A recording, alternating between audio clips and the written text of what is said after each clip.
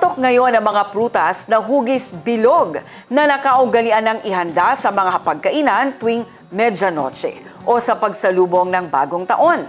Inikot ni Marcus Uy ang ilang tindahan ng prutas sa lungsod at narito ang kanyang report. Patuloy ang pagdagsa ng mga mamimili sa mga palengke ngayong araw upang humabol sa paghahanda para sa pagsalubong ng bagong taon. Patok siyempre ang mga prutas na hugis bilog.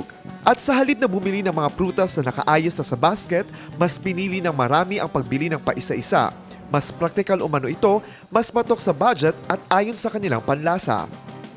Kasi yun na po yung nakasanayan namin na sobrahan ng isa yung diba, usually 12. Sinusobrahan namin ng isa para sobra-sobra daw yung kumbaga pa, yung swerte. Siguro yung mga prutas na pwede mong makain din pagkatapos ng New Year. Practical. Pag yung practical tayo.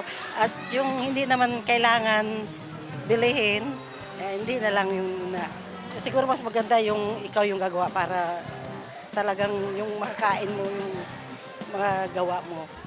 Sa pag-iikot ng news team, ang nakaset na 13 prutas o ang mga prutas na nakalagay sa basket ay nagkakahalaga mula 300 pesos hanggang 350 pesos. Depende sa laki at uri ng mga prutas na kasama. Gayunpaman, may mga mamimili pa ring mas pinipiling bumili ng mga tingi-tingi upang makontrol ang gastos. Yan kasi ang paniwala ng mga tao. 13 kinds. Ang ilan?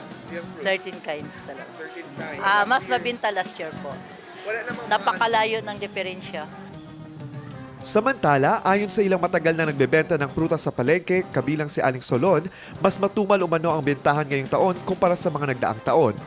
Anya, isa sa mga posibleng dahilan nito ang pagdami ng mga nagbebenta ng prutas na nagdulot ng mas matinding kompetisyon sa merkado, lalo na ngayong huling oras ng pamimili bago ang bagong taon. Dagdag pa ng mga nagbebenta, magkakaiba pa rin ang presyo ng mga prutas depende sa uri, laki at supply. Ngunit inaasahang magiging tuloy-tuloy ang bentahan bago maghating gabi. Narito ang listahan ng mga presyo ng mga prutas upang magsilbing gabay sa huling minutong pamimili para sa medyanoche. Ang mangga ay 100 pesos per kilo, ang apple ay 25 pesos per piece, ang papaya ay 25 per kilo, ang kiat-kiat ay 100 pesos ang balot. Ang Chinese melon ay 40 per kilo. Ang Chinese pomelo ay 80 per kilo. Ang grapes naman ay 100 pesos per kilo. Ang pineapple ay 60 pesos per kilo. Ang singkamas ay 50 pesos per kilo. Ang rambutan ay 40 pesos per kilo.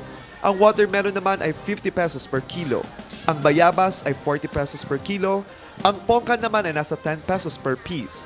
Ang avocado ay nasa 100 pesos per kilo. Ang kiwi naman ay nasa 40 to 50 pesos per piece. Ang mangosteen naman ay nasa 150 pesos per kilo. Ang peras naman ay nasa 20 to 30 pesos per piece at ang green grapes ay nasa 300 pesos per kilo.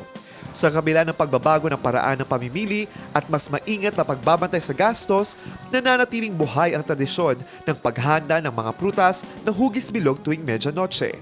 Para sa marami, hindi lamang ito paniniwala sa swerte, kundi simbolo ng pag-asa, kasaganahan at masaganang pagsalubong sa bagong taon.